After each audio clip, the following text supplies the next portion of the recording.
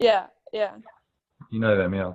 Yeah. So in Ayurveda, they got these 3 doshas. Yeah. They talk about pitta, kapha, and vata. Yeah. And the pitta is quite sort of warm, fiery energy. Yeah. So those sorts of people have quite a hot constitution. And they like cold things, like cold salads and cold water. Mm-hmm. Whereas vata is the complete opposite. If you're vata dominant, like winter's your worst season because it's, you know, cold and dry and you really feel it. So then you need lots of warm, nourishing food and drink and stuff. Yeah. So I think you've got to, you know, got to figure out what works. Debbie and I are definitely Vata. Yeah. Vata. Yeah. For sure. Yeah. Shout out to Vatas. Yeah. I had my hair shorn. It's usually longer, but we have a church service on a Sunday, and I was doing the reading, so they don't normally show you unless you're doing something. So I thought I better get my hair shorn. Yeah, I could probably do with a haircut at some point, I think. It's kind of getting a bit black, isn't it? The shaggy dog. You can look like a mermaid. You can get long hair and look like a mermaid in the pool. Yeah, or like a mystic, you know, with long hair and beard and just thought about that. You should get a bit hippie, Johnny. Yeah. Yeah. It's a bit of a hassle. I think I prefer short hair. Long hair, then you've got to kind of dry it. Anyway, shall we? I'm not sure anyone else is going to join us. Shall we do a meditation? Yeah, I think so. Cool. Okay, so I'm just going to record this. I'm just going to mute you all. That doesn't seem to be affecting the quality now, does it? Your sound is quite strange. Like you sound a little bit underwater to me. Yeah. Yeah. Right now? Yeah. Oh, there's Carol. How's it, Carol? Hi, Carol. I sound underwater. Okay, well that's going to be the internet. Hi, quite reasonable internet here, but it's Hi, I can't see you. Where are you? no, video doesn't work. How's it, Carol? Just click on the button. That arrow, Hazel. You'll be able to see your name. Where? Sorry, the button. There's an arrow on the right. You can see an arrow, and that'll pull up her. Why can't you show yourself, Carol? No, I've got a very bad internal cam. I've got to buy an external cam. Yeah. The video is not working. Okay, so I'm just gonna mute everyone. Hopefully that. Well, let's just do a little test. Let me know if this. You already sound odd. Okay, so let's just do a little 10-second test. I'm gonna mute you all. Tell me, and I'll come back in 10 seconds and tell me what it sounds like. Okay, so I'm muting you now. Okay, I'm muting you now. All right, you're muted. So can you hear me? Testing, 1, 2, 3. Testing, 1, 2, 3. How was that? Now I'm going to unmute you all. Okay, so how was that? It was the same. Didn't make any difference. No. It actually got better, actually. Got better. Okay. All right. Well, we'll try doing the meeting then. Mine was the same, but maybe it's just because we're in a different country or something. I'm not sure. Could be. Yeah. Well, no one else noticed a difference. There's a couple of factors. There's my internet connection from this side, and then there's obviously your internet from that side as well. If one of those wavers, then obviously it's going to affect the quality of the connection. You're not always sure what it is, but anyway, it seems to work pretty well. Okay, so I'm going to record this. I'm just wondering where Matilda's from. I haven't met Matilda. From England. Hi, I'm in England. Yeah, I met Johnny in England when he ventured over. Whereabouts? Shaftesbury, near Shaftesbury in Dorset. Oh, I've been there. Yeah. You've been to Shaftesbury? Yes, my son lived there for a while, but he's now in Germany because he married a Polish girl who wanted to go to Germany, so she's 2 hours away from her mother in Poland. Right. Okay. Moving swiftly on from that. I'm going to just mute you all. Thank you. And Just make yourself comfortable. Okay, so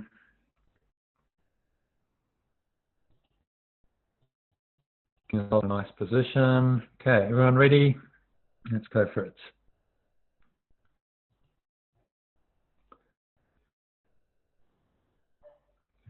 Okay, so welcome to your evening meditation. Just as usual, putting your phone on mute or silent for the next 20 minutes. Finding a place where you're not going to be disturbed. Sitting comfortably, feet shoulder width apart, cup your hands in your lap. Close your eyes. And just connect with your breath. So, breathing in through the nose. Notice how the stomach rises, chest rises. Feel slowly life energy rising up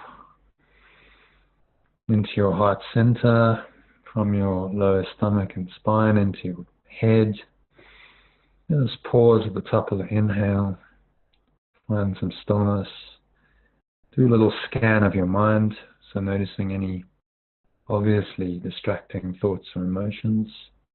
Any thoughts about the past, grievances that go with those, often future thoughts, often that's about worry and anxiety.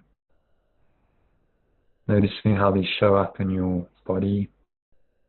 Maybe there's a tightness in your chest, contraction or even nausea in your stomach, clenching of your jaw. Now with the breath, just consciously let these go. So exhale, full deep exhale out your mouth, and just have a sense of blowing out all this mental and emotional static with your breath. Okay. Leaving your breath dark grey or black smoke out your mouth, releasing out of every pore, every cell of your energy body, coming to some peace and stillness at the bottom of the exhale. Pull the lower stomach into the spine. Just notice that clarity, that emptiness, that openness.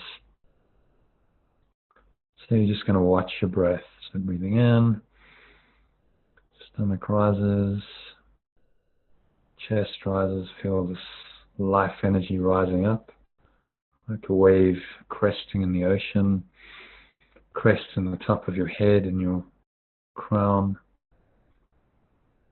Pause for a few moments, find the stillness.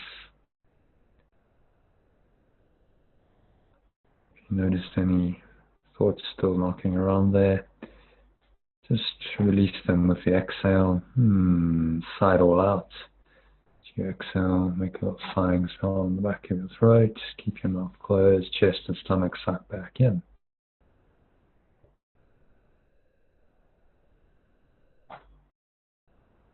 And just carry on breathing in this nice deep rhythmical pattern. So breathing in, stomach and chest rise. Notice the subtle flow of air into your nostrils. Pause, find the stillness.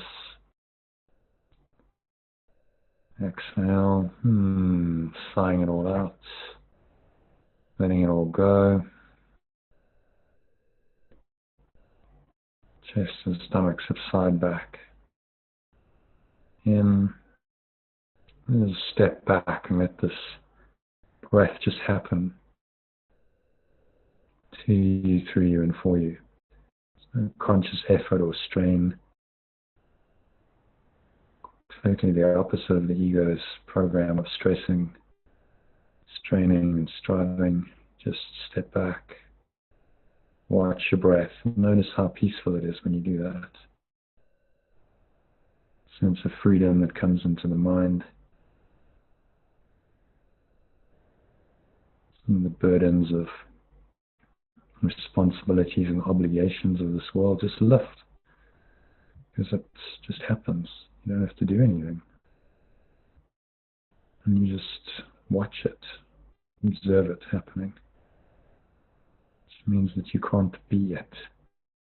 You cannot be your breath or your body. These are just tools to help you to come into an awareness of what you really are.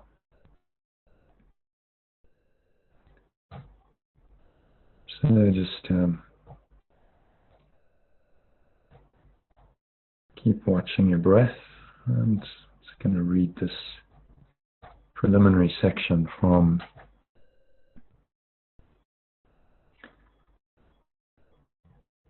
a workbook. So it's preliminary to these 10 lessons we're busy with. On what is salvation. So salvation is a promise made by God that you would find your way to Him at last. It cannot but be kept. It guarantees that time will have an end, and all the thoughts that have been born in time will end as well. God's word is given every mind which thinks that it has separate thoughts, and will replace these thoughts of conflict with the thought of peace. So just pause, connect with your breath, breathing in, breathing out. Just noticing that very, very peaceful presence arising in your mind. The words are just pointers to a feeling. So try and feel that peace. Keep watching your breath, sinking a little bit deeper, just going deeper and deeper. Each breath into this lovely, peaceful, calm, relaxed state of mind. As you continue listening to these words. So the thought of peace was given to God's Son, the instant that his mind had thought of war. There was no need for such a thought before, for peace was given without opposite and merely was. But when the mind is split, there is a need of healing. So the thought that has the power to heal the split became a part of every fragment of the mind that still was one. It failed to recognize its oneness. Now it did not know itself, and thought its own identity was lost. Just pause, keep watching your breath, just letting the breath take you deeper and deeper into this very calm, peaceful state. And just let these ideas kind of permeate in to your awareness. You don't have to try and intellectually understand them, judge them, label them, interpret them. Just let them sink in to your mind and know that your deeper mind, your subconscious mind, will absorb them on a much deeper level when you do that. So let's continue. Salvation is undoing in the sense that it does nothing, failing to support the world of dreams and malice. Thus, it lets illusions go. By not supporting them, it merely lets them quietly go down to dust. What they hid is now revealed, an altar to the holy name of God, whereon His word is written, with the gifts of your forgiveness laid before it, and the memory of God not far behind. So let us come daily to this holy place and spend a while together. This is exactly what we're doing in this meditation. Here we share our final dream. It is a dream in which there is no sorrow, for it holds a hint of all the glory given us by God.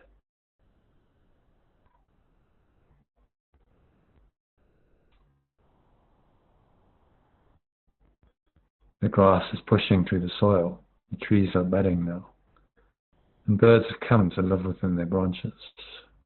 Earth is being born again in a new perspective.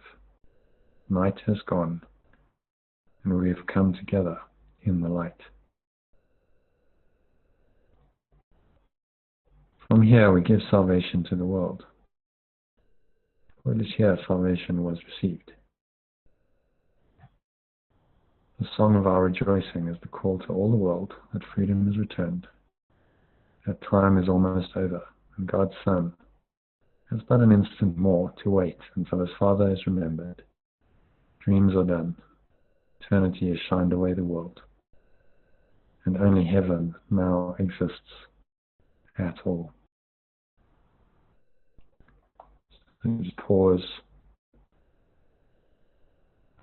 we take a breath, just watching this nice, deep, slow, rhythmical breath just happen to you, through you, and for you.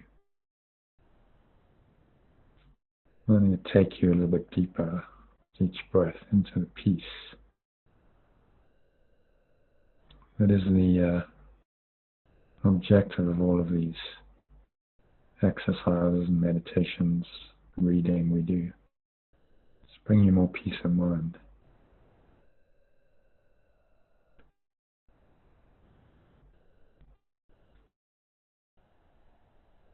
So let's practice today's lesson 233. Start with taking a nice deep breath in, always through the nose, filling up your stomach. Imagine it's blowing up like a balloon. Second phase of the breath is into the heart center.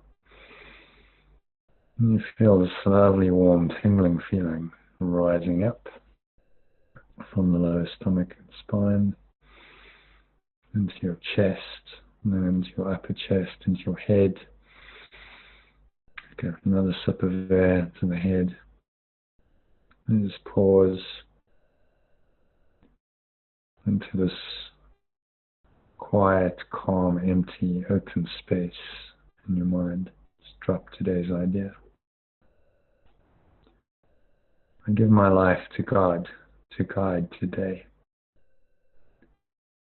Or you could change that to, I give my life to love to guide today. Just use whichever term works for you. They mean the same. An infinite, eternal, loving presence. It's in your mind, just waiting to guide you. Tell you what to do, where to go.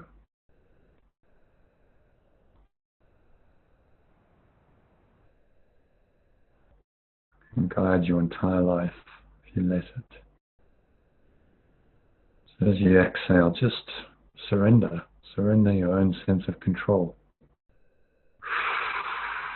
The truth is, we're all control freaks on some level. We want to control our lives. We think we can do a better job than God. It's just not true. And just blowing all that control orientation out with the breath, letting it all go.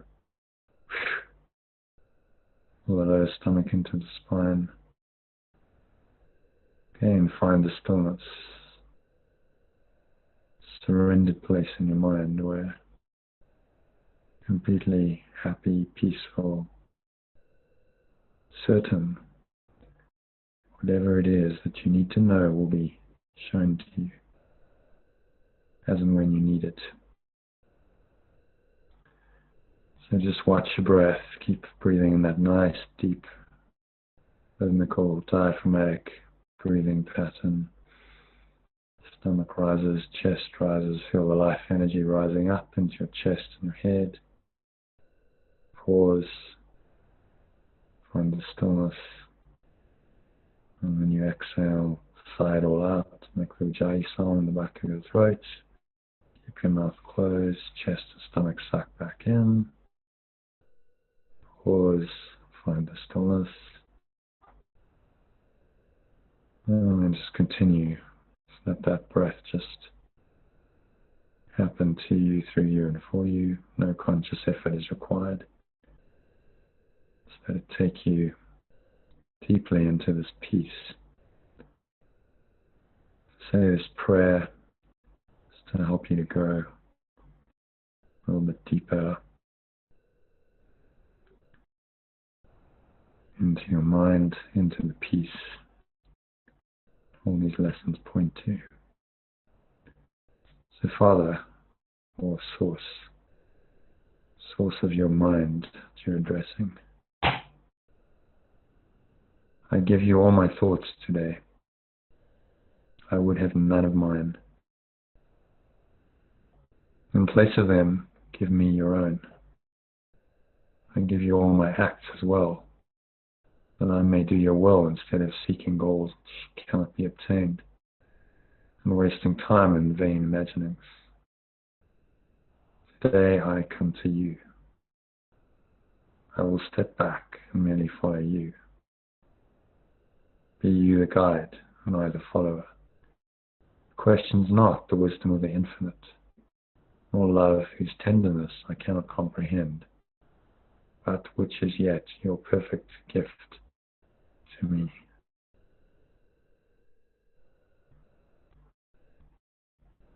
And with that invitation, just sink into your deeper mind. Watch your breath. Remind yourself there's nothing else to do, nowhere else to go, nothing else to think about for the next couple of minutes. Just breathe, relax, be still, and surrender. Just say, I give my life to God or love to guide today. That means you surrender your own thoughts, your own attempts to control your life. So just practice that in the next 2 minutes of silence. Surrender completely into the love and the light that you truly are.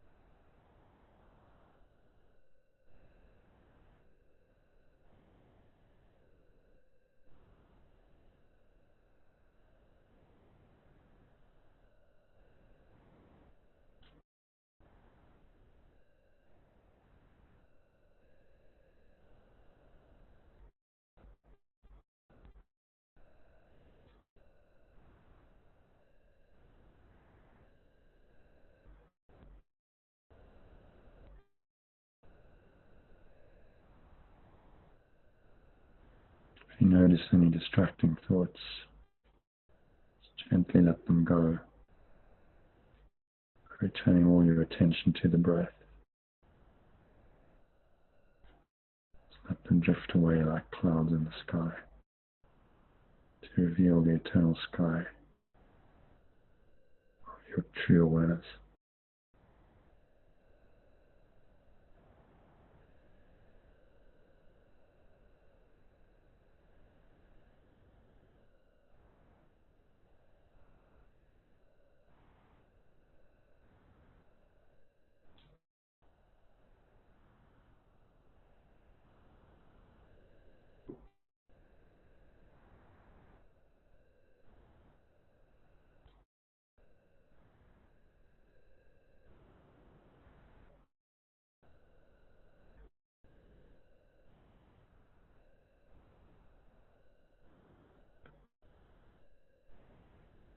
So just gently coming back into an awareness of your body through the breath. Maybe for a couple of minutes there you just drifted off and completely surrendered into this deeper part of your mind, into the loving presence, to the light. You weren't really aware of your body. Notice how nice that felt. It's a little taste of your true home in the mind beyond the body. You can just gently bring your awareness back into the body, but from an expanded perspective. So it can be very peaceful, very calm, very gentle. Notice the stomach rising, chest rising, subtle flow of air into your nostrils as you inhale. Pause, find some stillness. Top of the inhale. When you exhale, sighing it all out, letting it all go. Noticing sighing sound in your throat, vibration in your chest, stomach sucking back in, air flowing out of your nostrils. And rest again in peace at the bottom of the exhale. So that's 1. 2. Just noticing your other body senses. What are you touching? Your hands, feeling, notice the weight of your body. Pressing down into the chair, feet pressing to the ground. Notice any subtle taste in your mouth, any smell in your nose. Notice what you're hearing. It's a very quiet place in your mind. Make no attempt to judge or label or interpret anything.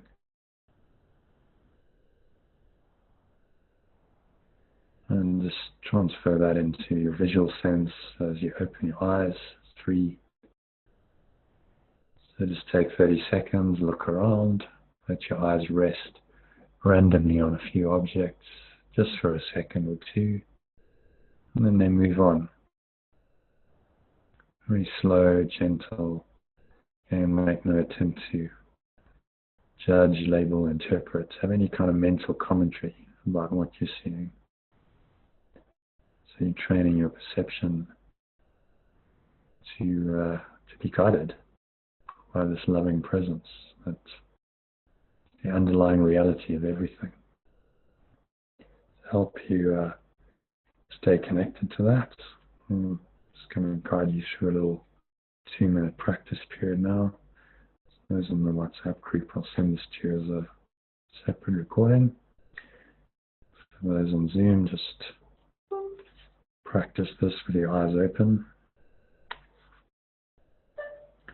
So just take a nice deep breath in. Feel that life energy rising up into your heart center, into your chest, head. So I give my life to God to guide today. And close your eyes if that helps you, just to sink a little bit deeper. Just drop your attention into your heart center. Feel this loving presence there. And say to yourself, today I have one guide to lead me on. And as we walk together, we will give this day to Him with no reserve at all. This is His day.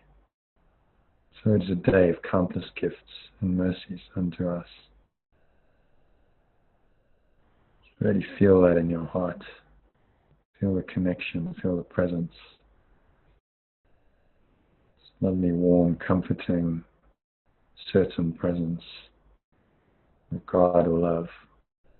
Say one more time. I give my life to God to guide today. As you exhale,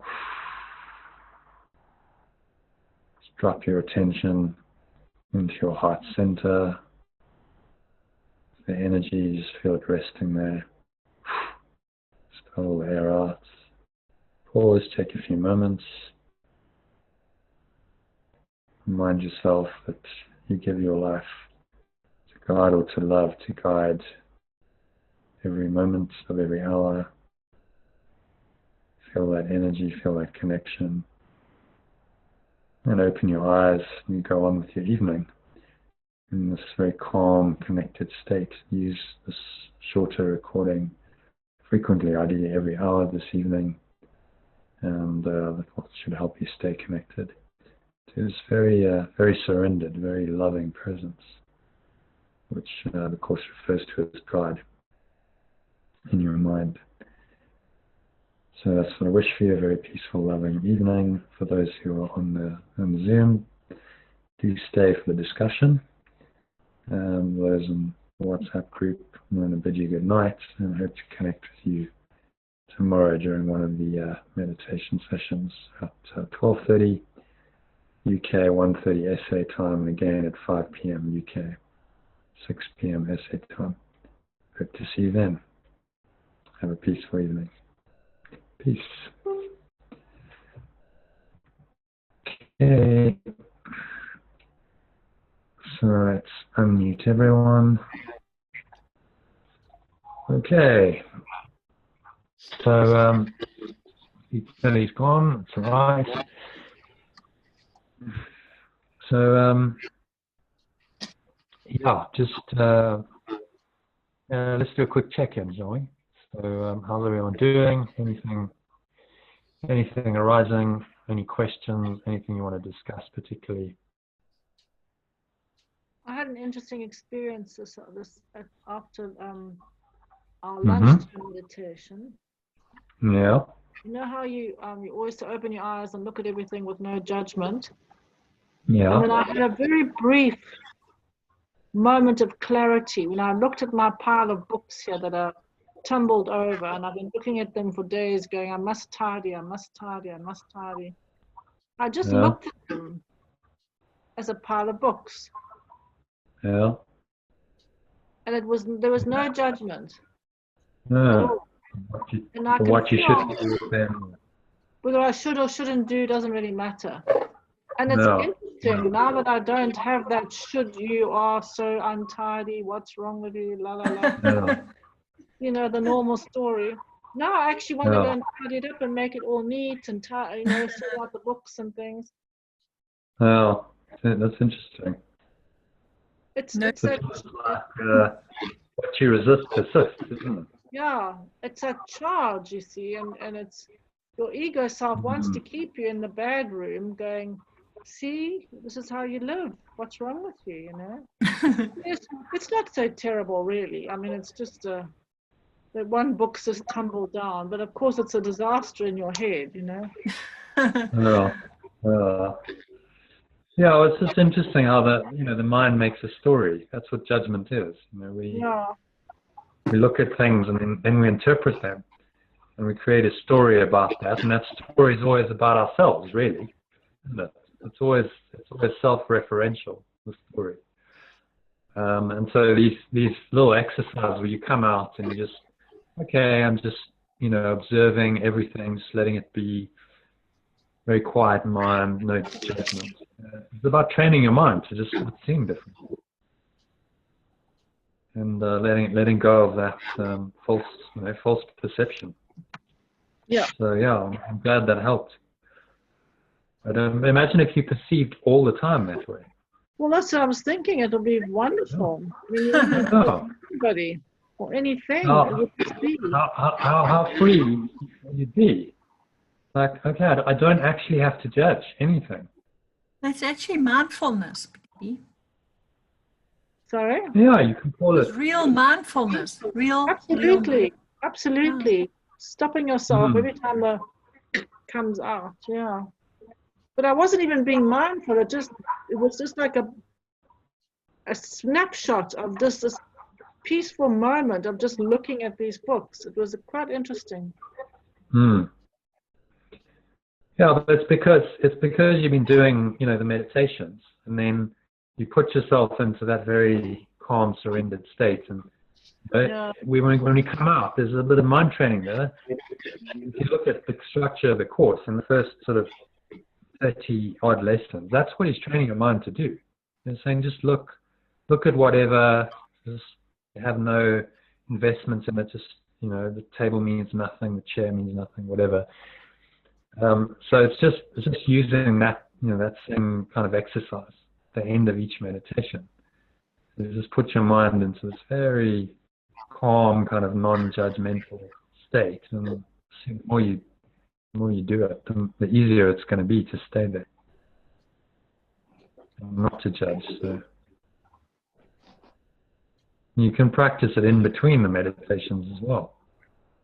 So practice like, okay, so I'm, you know, looking, but there's no attempt to give a meaning, to judge, to label, to interpret, to of course it's completely the opposite of the way we we've been taught to perceive the world, but it's the only way to really find peace. Great, thanks for sharing that. Anyone else had anything interesting happening? Any miracles? Any challenges? I just did the reading today for church, and I had done a write-up. Okay. I did a write-up some time ago on ASIM, and I never used it. I had to shorten it, but leave out all about the vision and all that. But I got a compliment from the woman who ran the service this morning, saying she's interested in it, but she's never really gone into it. She says half the time she doesn't understand, but I made it very clear today. So that was quite nice. So you did a reading on Zoom, did you? While everyone was connected. On Zoom, yeah, it's a church meeting on Zoom. Okay. You read the passage from the course. No, I did more the write-up. I think I took a lot from the beginning, and I did a write-up on it some time ago, and then I had to cut out a lot to make it fit for a reading, just 5 minutes. But right. Okay. Oh, well done. It sounds like you're spreading the word, spreading the light. Yeah, well, I've always wanted to do one. I've always wanted to do a reading on it, but if you don't know what's going on, that this is an illusion, everything, you won't know what's going on. But I thought, no, I'm going to start reading about ASIM, because I've done readings for a long time. So yeah, well, there's some beautiful passages from the course that don't speak directly about illusion. They just talk about the light and the peace, and love. That they're great sort of readings or meditations. Just ask for the guidance, ask for the Holy Spirit to show you, what's the right passage, what's the right reading. Yeah. Good, well done. Carol, how are you keeping? I'm fine, thank you. I've been finding the scarcity, lack and loss you're talking about here. I'm finding it's like I'm more aware of abundance, more aware of birds seem to be more settled and not chirping as in fact, someone walked past me and said, I'm noticing that the birds don't seem so stressed. And she said, you're right. And I thought, I was thinking, making it up, And I'm just noticing more and more beautiful things. And I watched wildlife where they show you animals in the parks and everything. And I'm just really finding nature. Well, I always have loved nature, but it's like that awareness has just grown so much and growing all the time, and appreciation for everything. Good. So the last 3 weeks of doing the course sort of helped that. Yeah, I've always been like that, but it's almost more amplified. Nice. Yeah, well, if it's a tendency, if nature's your thing, then in the course, some lovely lessons about God isn't everything I see. Because God is in my mind. Yes. So there's a life energy or essence in everything that's alive. In fact, everything, even a table, even something inanimate. There's that essence, the very essence of the one mind is everywhere. It can't not be. Because there's only one presence, there's only one mind. And when you start to see that in everything, that's the awakening, isn't it? That's enlightened perception. Yes. It's like, wow, actually it's this presence underlying everything. And you can, especially in nature, you can see it very clearly and feel it more and see it in nature, because nature and plants certainly and even animals, they don't have the same kind of mind chatter that humans do. Yeah. They're not as conditioned. They're much more sort of open, natural. They just are what they are. I mean, it's not to say that animals don't have ego as well. Animals attack and kill, and they do all that stuff. But they don't have. Often. Hmm? I said my cat hits me often. Yeah. Oh, cute. So you know, but the thing with animals is they don't have the same kind of insane mind chatter that we do. An animal's not going to look at a book and go, oh, you know, I should be picking up the book, and because I'm not, I'm a bad person, or I'm so untidy. You know, that kind of stuff. They just flow with their Doesn't go on. life. Yeah. Yeah, it's just, you know, that they're almost in that innocent perception prior to thought, where they just are, you know, and there's none of that intellectualization, that interpretation, which characterizes, you know, the human existence. Really, it's all about how we interpret what we see, isn't it? That's the human mind. But I haven't noticed how dogs are barking more and more now again since the owners are going back to work. So obviously they're lonely, you know, they're lonely, they're bored. Yeah. You know, it was very peaceful during the lockdown. And I was glad for the dog's sake, but now it's getting back to normal. Yeah, but then just like all you can do is watch your perception of that and say, okay, so if I'm perceiving it and there's a judgment behind that, like, oh, this shouldn't be happening, and now you create a story about it in your mind, that's exactly what the ego wants you to do. So if you can just be like a dog's barking, okay, dog's barking, but there's no story, there's no attempt to judge or label or try and understand that. And as I said, I mean, it's really counterintuitive to the ego, because the ego's always got a story. But if you can start to do this, well, you'll find a lot more peace. If you've got a dog barking, and you feel like, well, that doesn't have to disturb my peace in any way at all. I can just be completely okay with that. I don't have to find a reason for it, and I don't have to go into the reason and then say, oh, well, you know, the owners are going back to work, the dogs are alone, or staying put. You know, there's a whole story there. The mind just in seconds creates. So we must just be compassionate. I'm Well, almost non-judgmental is compassion. If you just, okay, the dog's barking, and I don't create a story about that. That, you know, there's a dog in this illusory world. There's a dog barking, okay, and there's a dog barking, and that's it. That's all. And then the dog stops barking, and then there's silence, and then the dog barks. Do you know what I mean? You're not interpreting. You're not creating a meaning out of something that really Jesus is very clear saying is meaningless. You know, the story about it is meaningless. So you just kind of perceive very, very clearly without the story, without the judgment. Because it's those things, the stories and the judgments and interpretations, that then create the ego self. That's what the ego is made up of, is interpretations, stories, judgments about sense perceptions, which are ultimately illusory. While you're here, you're going to have to, you know, you can't escape sense perception while you're in human form, but you can change your mind about it. You can see it differently. You know, that's really what the Course is teaching in a nutshell. How do you see it differently? And that's like all these exercises, the practice periods, the meditations are designed to help you to do that. So yeah, thanks for sharing that, Carol. That's and another thing. Yeah. And Debbie, you'll like this. Debbie feng shuied my flat when I moved in.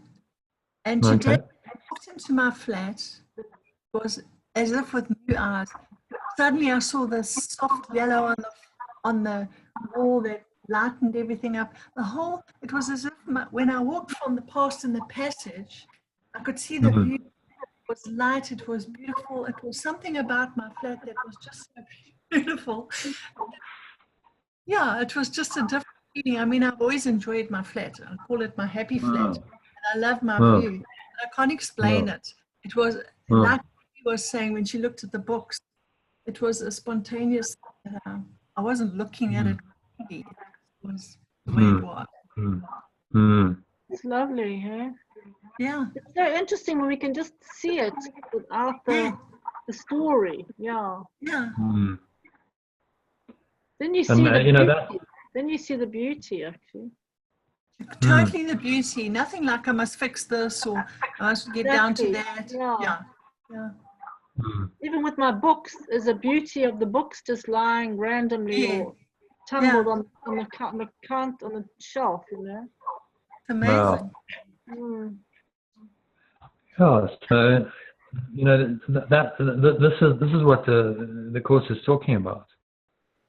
You know, enlightened perception. It's just seeing this underlying essence, which is abundance. There's abundance. You can only be grateful for that in everything, because it's always there. Saying it's, you know, it's just your perception that's the problem. You're not seeing it truly. You're seeing through a darkened glass. Eyes, yeah. The thing is, sorry.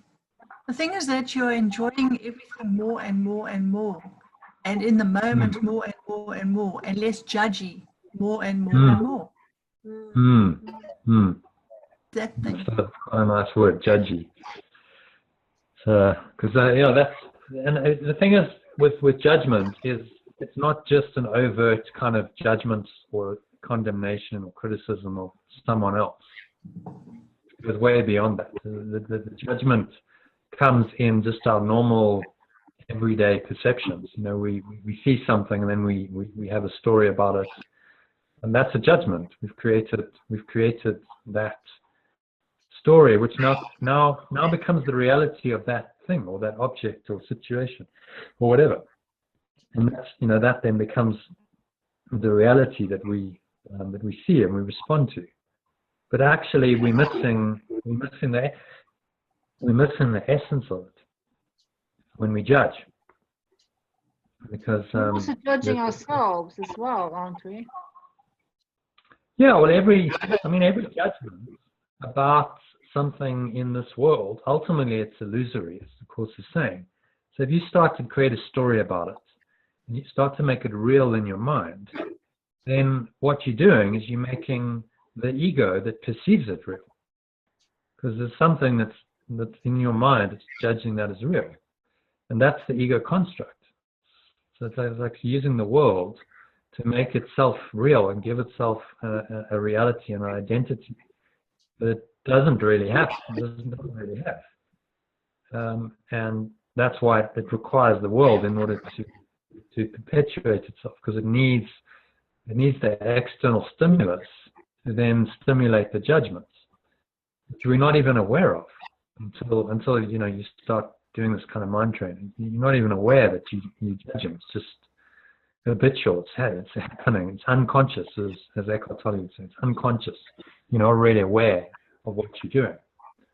So the whole practice, any you know, true spiritual practice or path, is designed to just make you aware of what's really happening, and aware of your thoughts, aware of this judgment.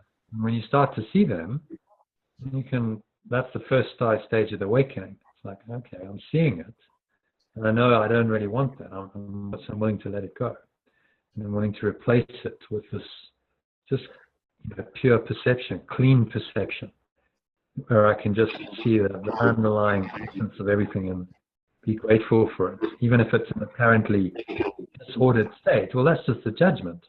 The book's just lying as it is. You know, why do I have to say it shouldn't be that way? So it's a very very different way of thinking and perceiving about everything. But if you can start training your mind to do it,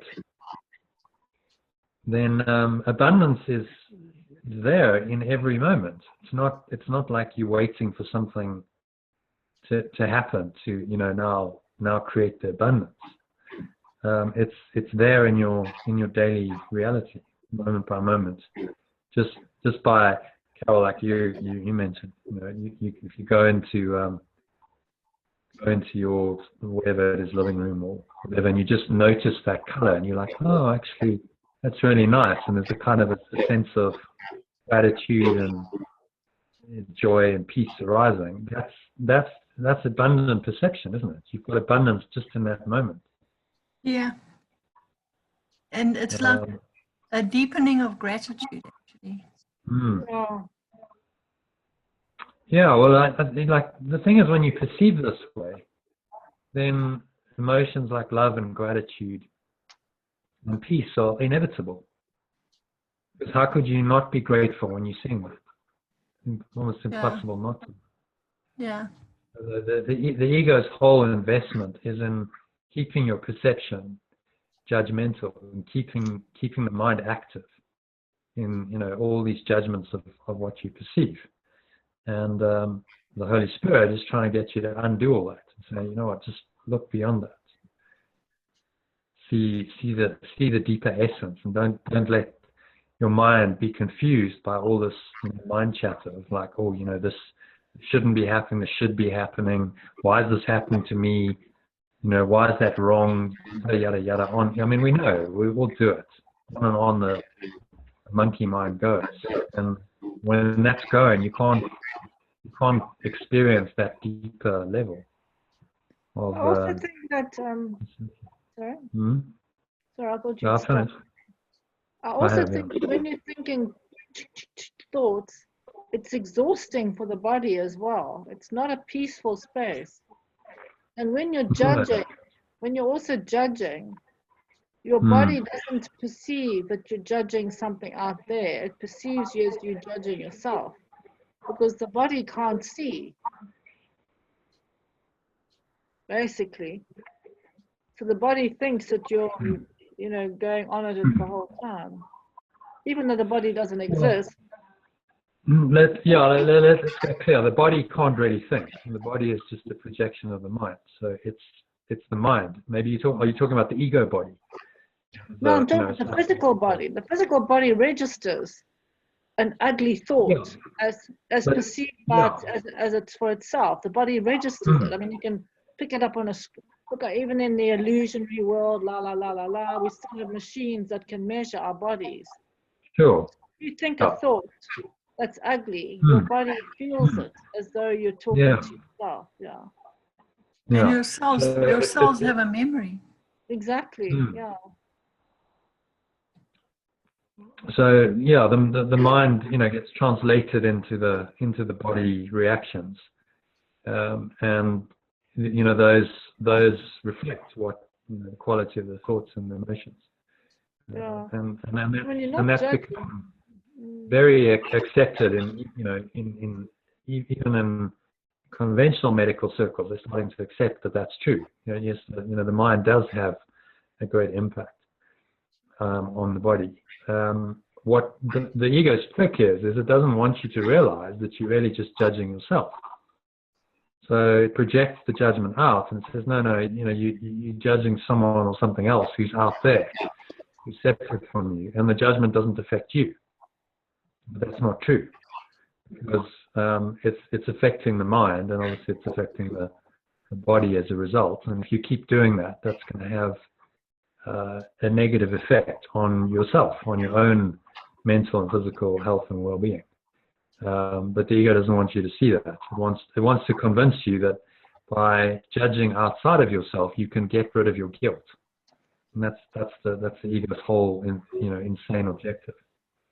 Like, I'm not guilty because that person or someone outside of me is guilty. So when I judge them, I project my guilt and I feel a bit better. I get rid of it. Except you don't really, because the more you judge, the more you're actually perpetuating the illusion of guilt in your own mind, which is why the ego is addicted to judgment, because it keeps guilt alive, and it keeps the whole mechanism of projection outwards, separation, perception of something external to yourself. It keeps the whole thing going. So it's quite a key thing. You can stop judging, and that doesn't mean that you don't, like the Course uses judgment in a couple of senses. He talks about the right-minded judgments of the Holy Spirit. So that doesn't mean that you don't go, okay, yes, I've got to choose between fear and love, and I've got to choose right. In order to choose, I have to judge. But we're not talking, so you'll use that in the word judgment in that context, or the last judgment. another context, which is sort of right-minded judgments, the Holy Spirit, making a decision for truth and letting go of the illusion, which you have to do. But the judgment we're talking about is the ego's judgment, which is always condemnatory. There's always a sort of a condemnation and a guilt in the form of blame that goes with that. And that's wrong-minded judgment. That's the kind of judgment we want to avoid. So I hope that kind of, people get quite confused about the idea of judgment. And the Course uses the word in different contexts. So, in one sense he'll say, you must judge the Holy Spirit's judgment, the right-minded judgment, the last judgment. In other passages he'll say judgment is completely wrong. And it's of the ego, and it's going to. So you just got to understand what he's talking about when he uses the word in those two different contexts. So yeah, just to anyone got anything else? Any other comments? Anything else arising? No. All good, thank you. Okay, just to expand on that idea a little bit more.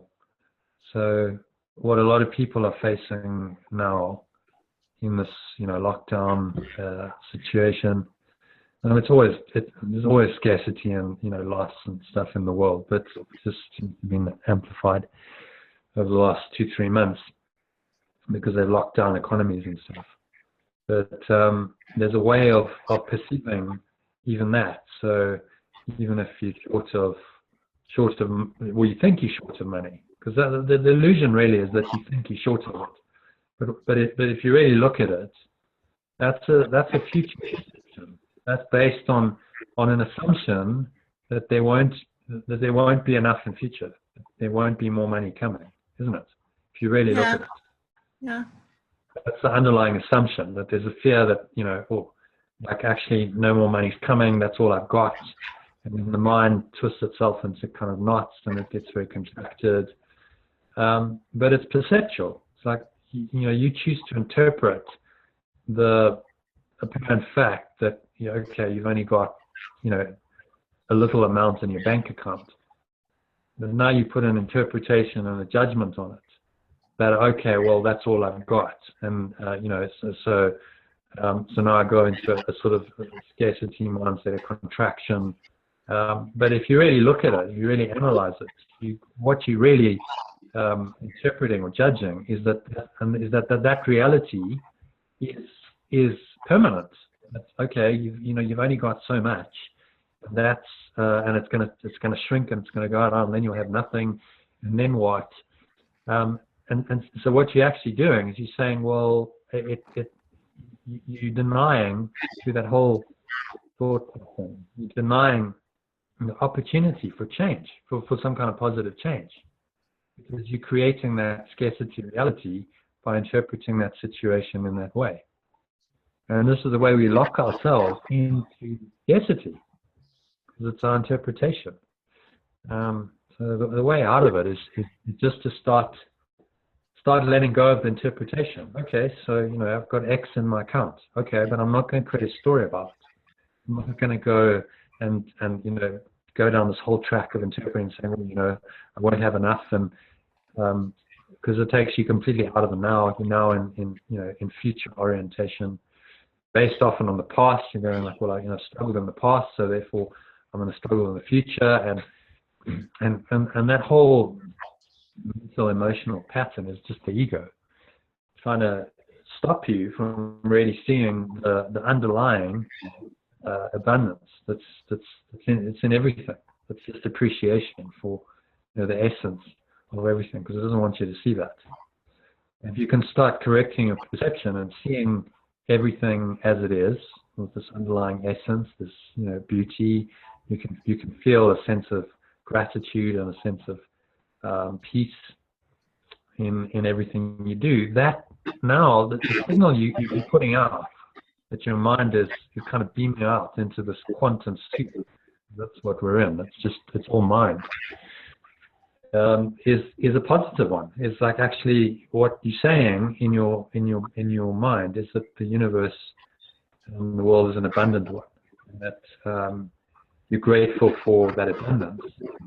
And now it will tend to respond in the same way. So it's like, what if that's a signal you're giving, and that's your energy, then you'll tend to have more of those kinds of experiences. You tend to create or attract. You know, the idea of the law of attraction, that you because your mind is like that, you will tend to have those sorts of experiences. And that's not necessarily that anything changes on the level of form, although that's possible. But it's just that you see it differently. So you see the birds, instead of seeing, you know, the birds as stressed, you see the birds as happy, and you know, and so on. It's just that shift in perception. And if you do that consistently, you really practice and training your mind to do that, then often on this level, abundance can manifest. So that could show up as more money, you know, a new opportunity, work opportunity or business opportunity that you didn't really try and create. It's totally the opposite of goal setting. It's saying, right, you know, so I need to do this and this and this in order to get that result.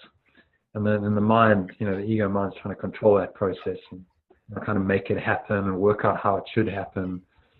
It's much more surrenders. Like, okay, if I really correct my perception, I really feel that gratitude in my heart, then I trust that I'll be shown the way.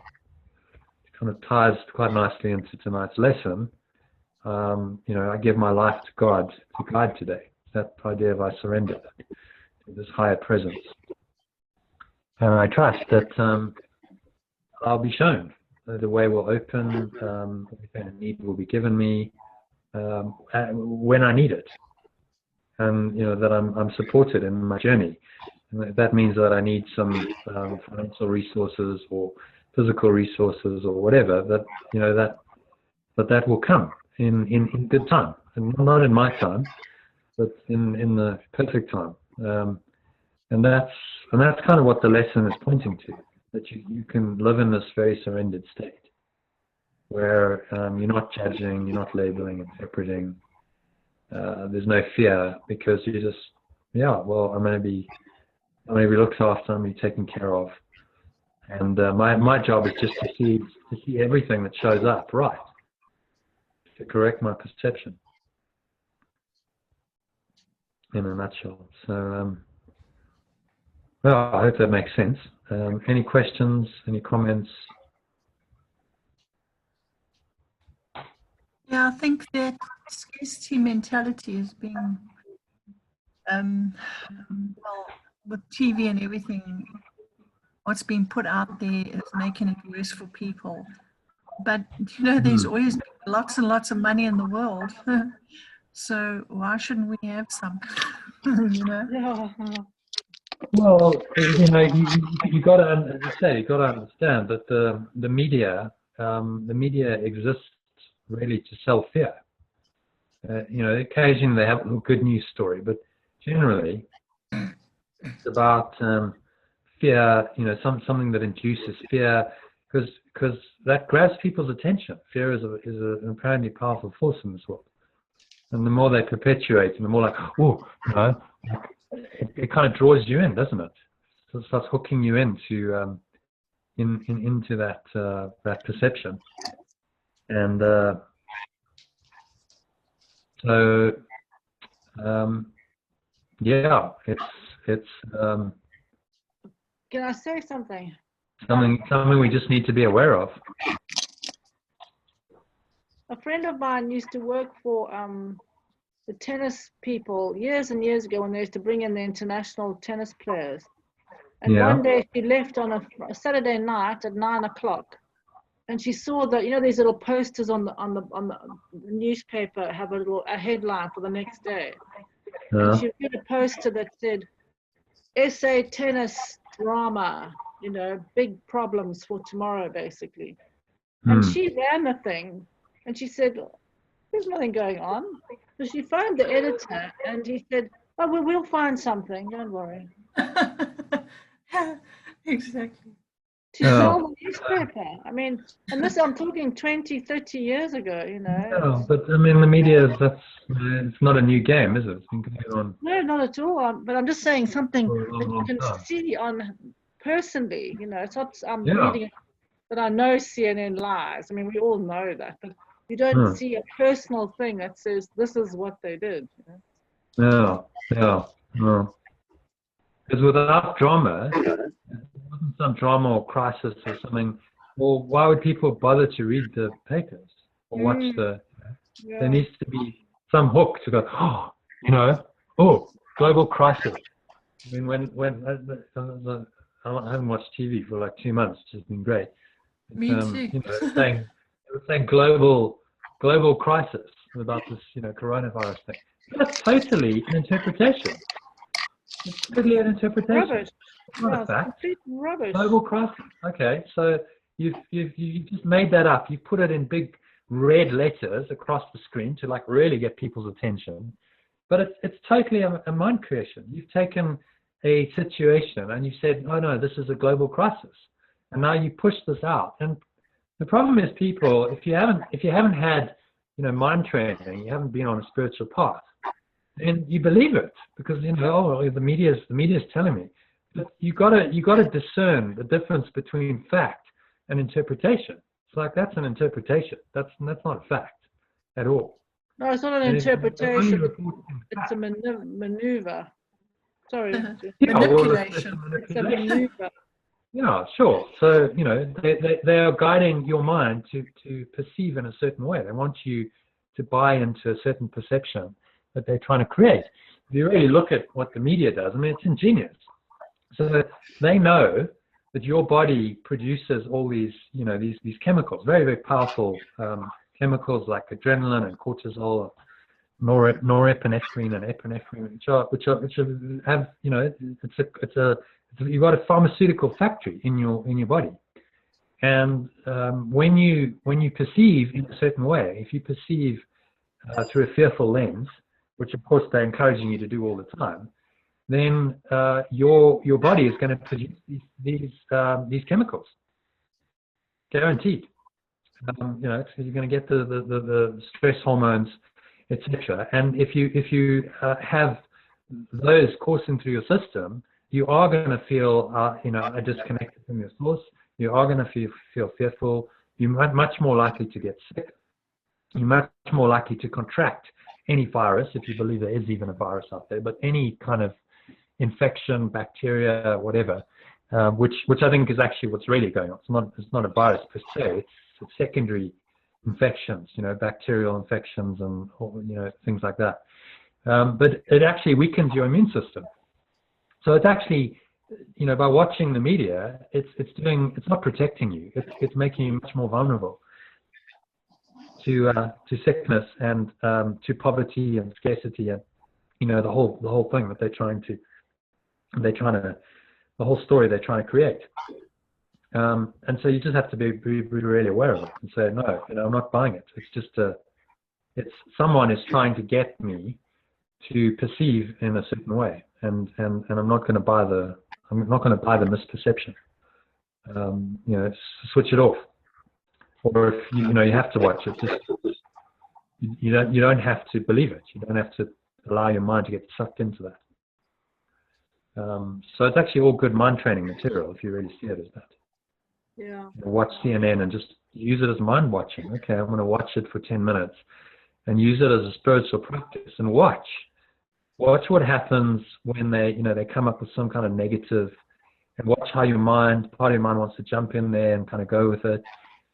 Actually, I'm not going to judge. I'm not going to interpret. I'm not going to label. It can be quite an interesting exercise, and discern the difference between fact and interpretation. And what you'll find is that 95% of what they're saying is interpretation. It's someone's interpretation that they're pushing out. Absolutely.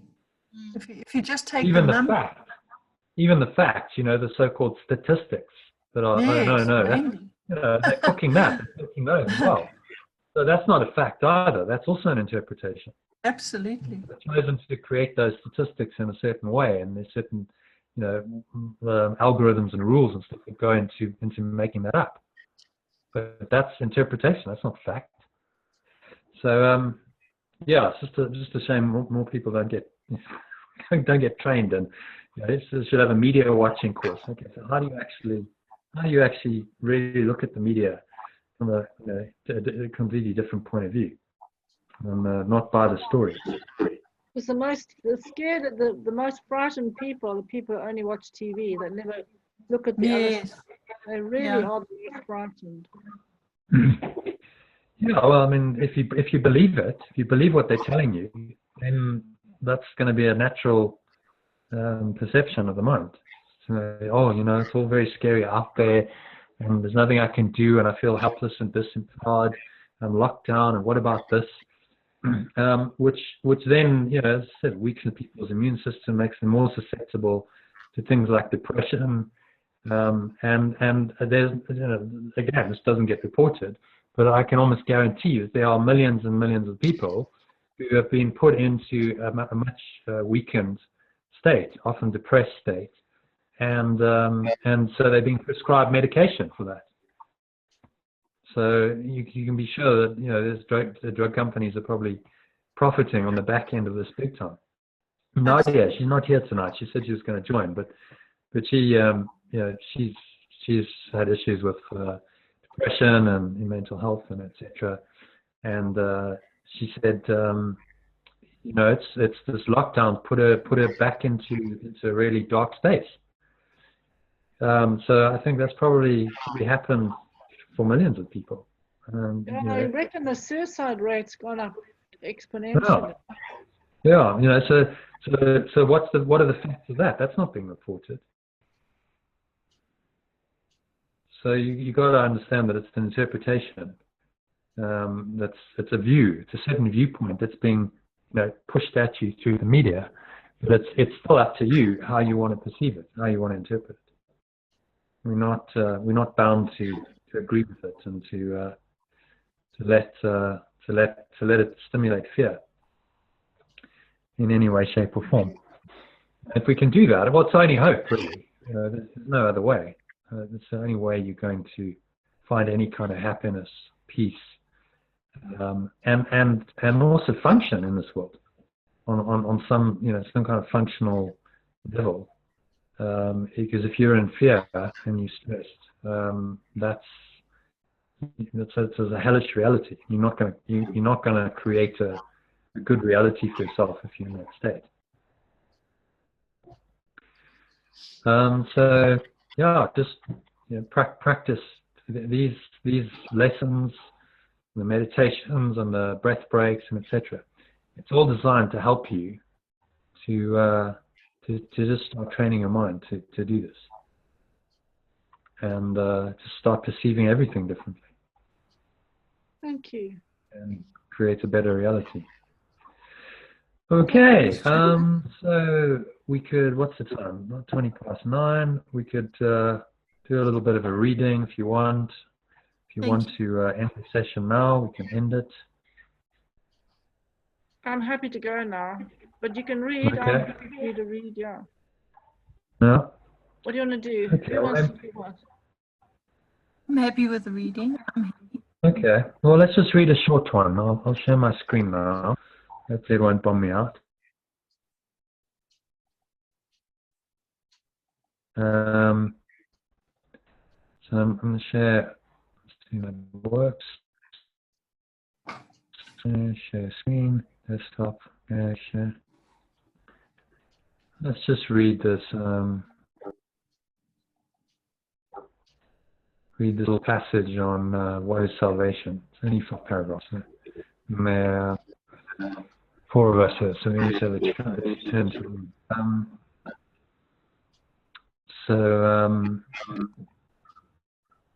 Can you all see the screen? Yep. Thank you. Great. Thank you. Zoom. Okay. I'll take this off. Can you see it, Hazel? No, all I can see is Zoom. I have to see. I'll take, no, there you are. I took it off. Yeah. Right. Okay. All right. So who wants to read paragraph 1? I can read it. Carol, you can go. Okay. Salvation is a promise made by God. Can you hear me? Yep, we can Yeah. hear you. That you would find your way to him at last. It cannot be kept, but be kept. It guarantees that time will have an end, and all the thoughts that have been born in time will end as well. God's word is given every mind which thinks that it is separate thoughts, and will replace these thoughts of control with a thought of peace, conflict with the thought of peace. Okay. So any questions about that? And then just say which particular sentence was kind of most meaningful for you, it stood out.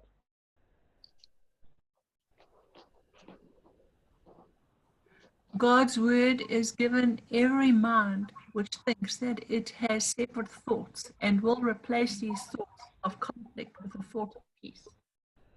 Oh, nice one. And peace is abundance. Peace is gratitude. Peace. It's all. We use these words. The words don't really.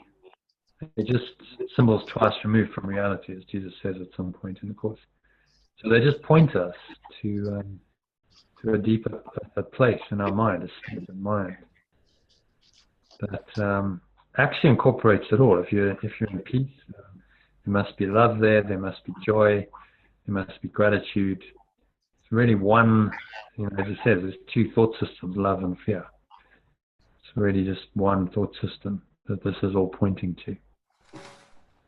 Okay, so happy to move on. Any questions about that? Thank you. Okay, Debbie, do you want to read number 2? Okay, the thought of peace was given to God's Son the instant that his mind had thought of war. There was no need for such a thought before, for peace was given without an opposite, and merely was. But when the mind is split, there is need of healing. So the thought that has the power to heal the split became a part of every fragment of the mind that still was one, but failed to recognize its oneness. Now it did not know itself, and thought its own identity was lost. Okay, what stood out for you there?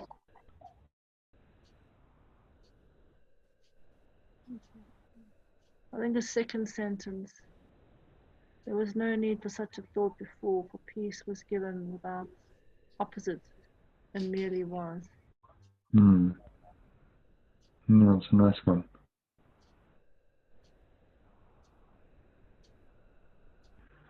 Okay, any questions about that? What does he mean, the thought? So the thought that has the power to heal, the split became part of every fragment of the mind that still was one. It failed to recognize the one.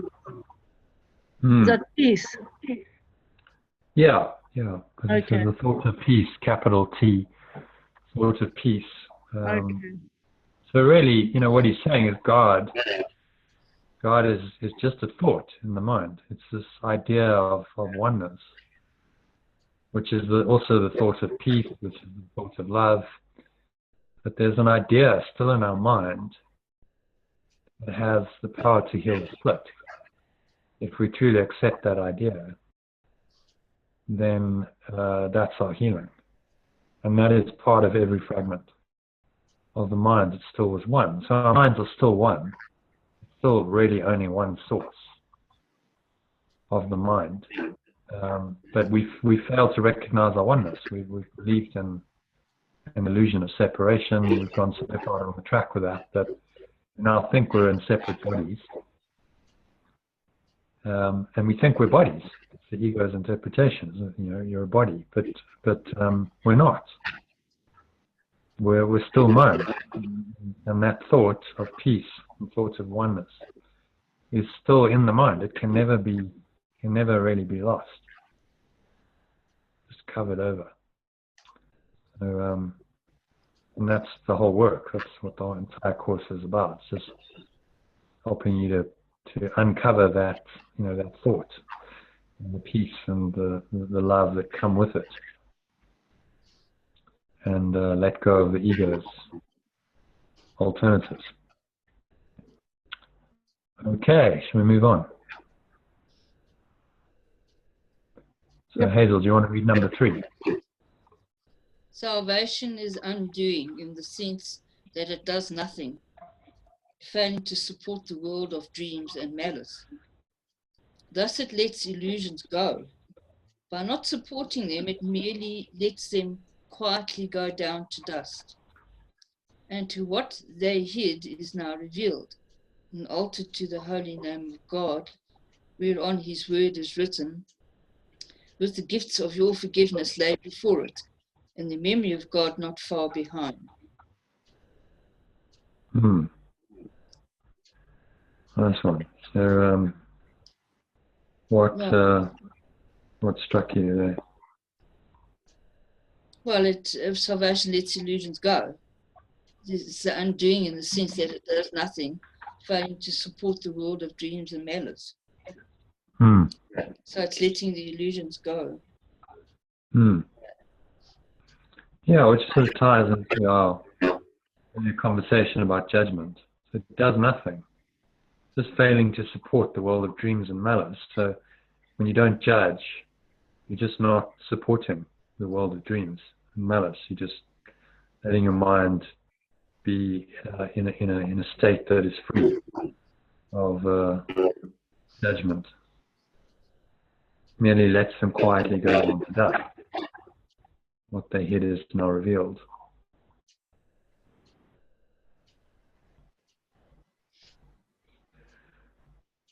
Okay, any questions about that? Thank you. So let us come to this holy place and spend a while together. Here we share our final dream. It is a dream in which there is no sorrow, for it holds a hint of all the glory given us by God. The grass is pushing through the soil.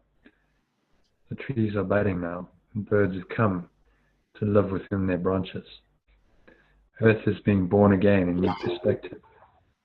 Night has gone, and we have come together in the light. So that's quite an interesting little passage there, which kind of ties in pretty well with. I'm just going to mute. I don't know what's happening. There's like some background noise going on. It ties in pretty well with. Let's try muting Hazel. Is that going to make a difference? Oh, it seems to have fixed it. Yeah, if you want to speak, Hazel, just unmute yourself. But there was a whole lot of interference coming. It's quite synchronistic. Sometimes this is what happens with the course. So what we discussed earlier, Carol, you mentioned your experience with the birds and just perceiving nature in a very different way, much more sort of abundant way, and that's exactly the passage that crops up here is using that to help us realize that we can see this everywhere. Birds have come to live within their branches. Earth is being born again in new perspective. Night is gone and we've come together in the light. So just these ordinary things like birds and trees and grass and so on, we can see them in an entirely different way. As this holy place, as we see the underlying holiness in everything. So yeah, a little synchronicity there. I like that. I like that underlying holiness in everything. Yeah. I like that. Yeah, well, that's what he's trying to get you to see in everything, and just connect with that, and you can't not but be happy and grateful when you see that. And you know, it kind of mirrors your experience of what you're talking about. You know, just seeing the birds differently, and just really feeling gratitude for life. So although the form of life is an illusion, it's not going to last. The essence of life is true. So the birds have the essence, the trees have the essence, soil, grass, everything, you know, has that essence. It's in everything, and it's just your job to see it while you're here. Night is gone and we've come together in the light. Okay, so let's read the final paragraph. Carol, do you want to read that? Okay. From here, we give salvation to the world. Here, salvation was received. The song of our rejoicing is the call to all the world that freedom is returned. That time is almost over, and God's Son has but an instant more to wait until his Father is remembered. Dreams are done. Eternity has shined away, and only heaven now exists at all. Oh, it's a nice, nice way to end the session, I think. So, yeah. Did anything strike you there? Any? Yes. From here we give salvation to the world. For it is here salvation was received. Almost like a cycle, one in a circle. Yeah, giving and receiving. So when you can see this and you can feel this in your heart, then you give that perception to the world, and you just do that in your normal everyday encounters. You just share it with, like you said, you were talking to someone while you're out on your walk. You know, these little encounters. That's all it's about. Only encounters. It's not anything grandiose. It's just finding a way to spread salvation in your daily life, in just the way you are, the way you live. Which we can all do. You know, it's actually a very simple teaching. It's not anything grandiose. You don't have to really do anything spectacular or extraordinary. It's just, you know, just see everything differently in your life, and allow yourself to sort of be guided, which is today's lessons. That. This is actually a lovely prayer. So you could use this every day as a kind of mantra for the day. So Debbie, do you want to read the first paragraph? I give my life to God to guide today. Father, I give you all my thoughts today. I would have none of mine. In place of them, give me your own. I give you all my acts as well, that I may do your will instead of seeking goals which cannot be obtained and wasting time in vain imaginings. Today I come to you. I will step back and merely follow you. Be you the guide, and I the follower, who questions not the wisdom of the infinite, nor love whose tenderness I cannot comprehend, which is yet your perfect gift to me. Sorry about that. Well, that's okay.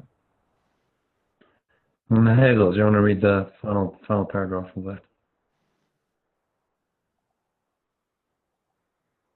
Got to undo her mute, yeah. Oh, okay.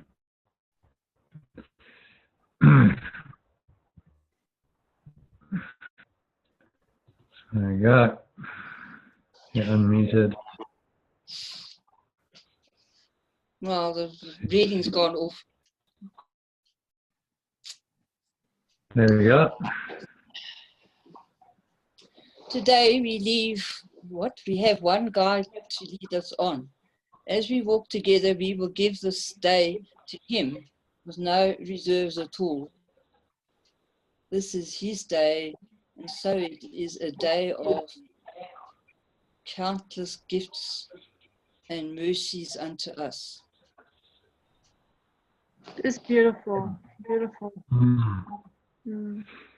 Yeah, it's a lovely kind of surrendered. So just to finish, just to go closing 2-3 minutes meditation on this. So just close your eyes.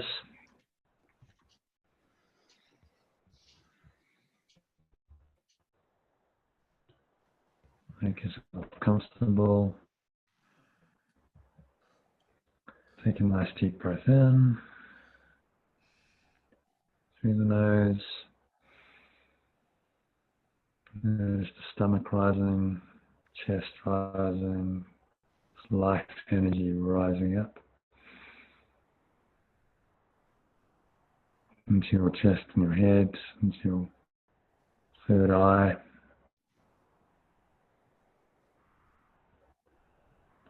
Find some stillness.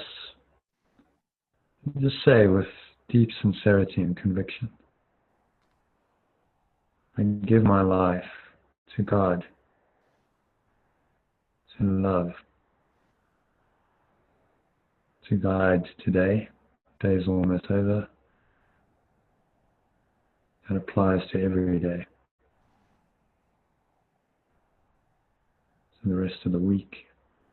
I give my life to God or love to guide.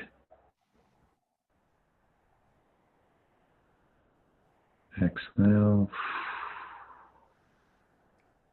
Just have a sense of surrendering into this very calm, peaceful place. You just rest in God. Just breathe, watch your breath. Not through your nose. Just listen to these words. It's prayer. Just to close up the session. Father, I give you all my thoughts today. I would have none of mine. In place to them, give me your own. I give you all my acts as well, that I may do your will instead of seeking goals which cannot be obtained, and wasting time in vain imaginings. Today I come to you. I will step back and merely follow you. Be you the guide, and I the follower, who questions not the wisdom of the infinite, nor love whose tenderness I cannot comprehend, but which is yet your perfect gift to me. And then just sink in for a minute. Stillness and silence.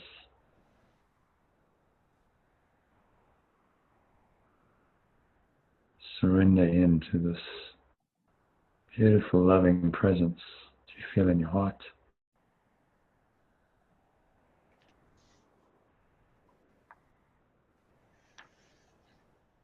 So I give my life to God to guide today. And then just rest in that peace and that knowledge that all is well. Everything will unfold as it should do.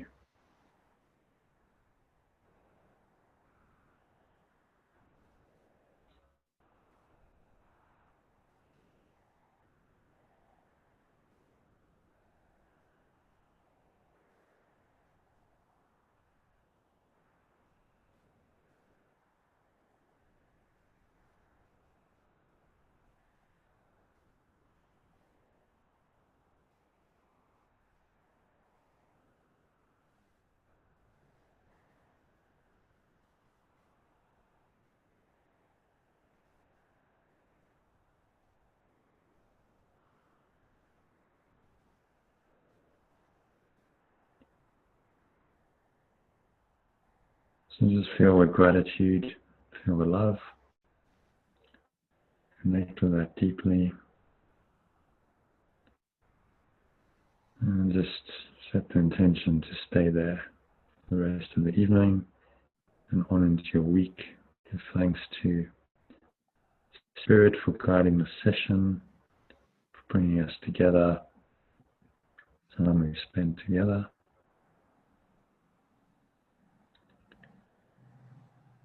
And to prepare you for the week ahead, just say, this week I have one guide to lead me on.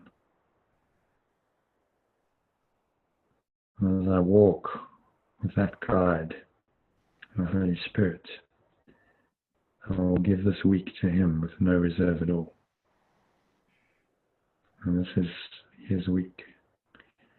And so it is a week of countless gifts and mercies unto me and all of us. So it is said, so it is done.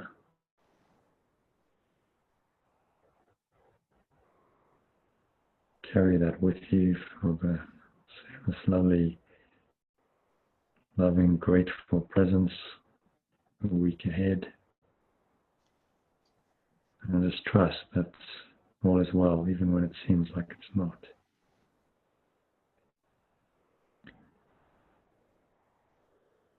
Open your eyes, look around. The presence is still there, it hasn't gone away.